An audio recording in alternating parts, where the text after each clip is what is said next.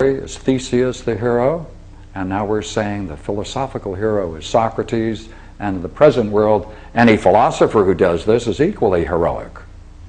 Therefore, this myth represents, in a very archetypical way, the journey of the soul separating from the body. Everything that entails can be expressed mythically and can be represented in this myth. Now, let's go to the next step. All right, let's go to the next step. What is this like? What is this like? What is encountered in this experience? What is experienced? What is encountered through this spiritual discipline of the separating the soul from the body? What does the person experience? What is it like? And what does it tell us? And how can we use that in terms of a myth? Well, two things now. Watch what we're going to say. What the soul experiences in its journey, let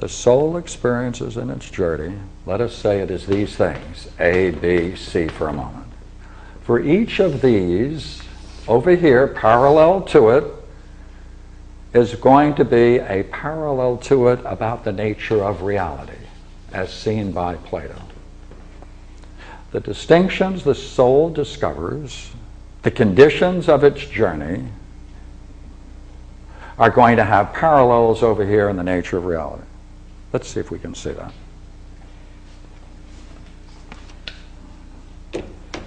At the end of the dialogue, the Phaedo,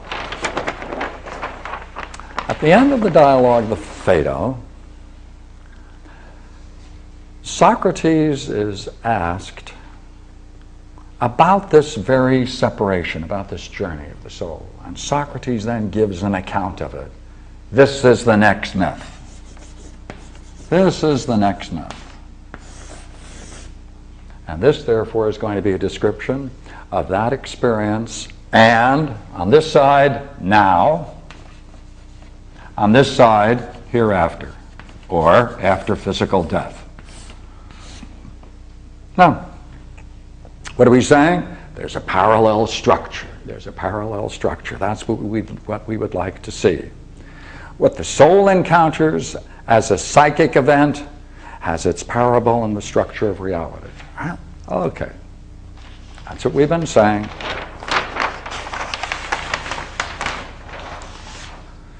Through the arguments that Socrates advances, what he comes out to say through these arguments, which if we had time we could go through, but essentially what he says about the soul is not only is it possible to separate it, but in separating you can then experience the nature of wisdom, but you also can discover that it is immortal and indestructible.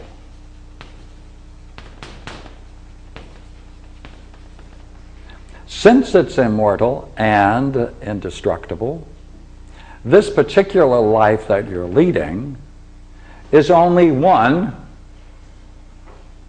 in a series of reincarnations.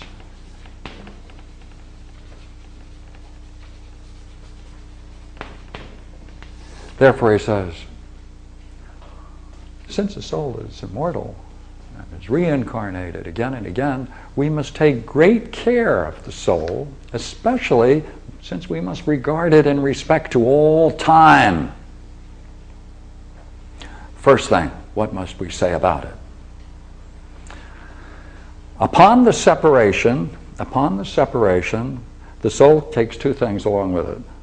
Its education and its nurture. Now, we use the word education, but their use of the word education is far more interesting. It's what they call a paideia. Now, the whole education of the philosopher king in Plato's Republic is described as a paideia. And that's the whole training of the philosopher king. That's the whole training of the philosopher for this kind of vision. That's what he calls education. That's paideia. All right? And this is nurture. So you take with you in such a journey all that you then have developed kind of like your psychic inheritance. Everything you've developed you take with it, as well as what you have nurtured as a result of it. Therefore,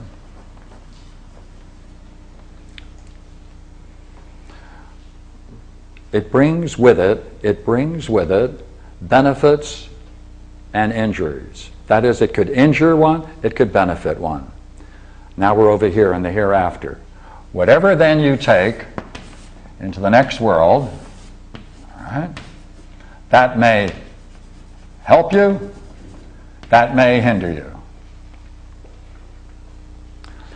What you take with you when you separate the soul from the body, all right, you're going to drop everything so that you can see it as purely as you can. Now let's go back here. Therefore, we're now taking the point of departure. Now we're talking about the hereafter. At the moment of death, now this, by the way, is very similar in many respects to the Tibetan Book of the Dead. The departed, from the very beginning of his journey, takes all of that positive, what he's developed, right? And also the views which may harm him. It goes along with it. At the moment of death, according to the Platonic vision, you have been allotted, each of us has been allotted a guide. It goes along, that's allotted to us, what sometimes Christians call the guardian angel, as it were. A guide accompanies us on our earthly journey, and upon death, it then becomes our guide into the next world. Why? Because you have to be brought to a place where you're going to be judged.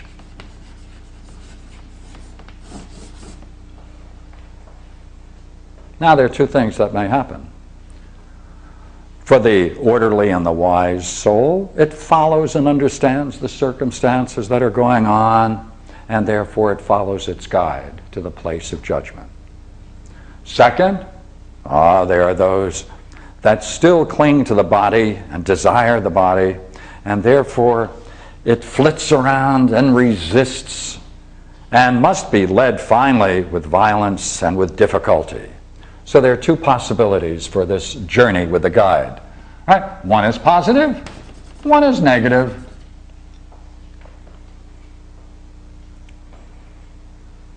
Now, Socrates now wants to describe what it's like. What is it like for the person who has trained in their life for the separation of the soul from the body, the philosopher, those people of that nature, and all the other people? That's his next goal. He wants to describe what it's like to experience here if one has in fact been the philosopher, and those who have not. Those who have not, therefore, had the experience of the separation of the soul from the body. Now, to do that, he then describes what is encountered. And what he describes first, he says, really, you get a different vision of the earth, the true earth. He calls it the true earth. You now can see the true earth upon departure, once your now soul is separated from the body. Now, those who can see it and participate in it discover three things. It's not just the true earth you encounter, it's in fact the true heaven, and in fact it is in fact the true and real light.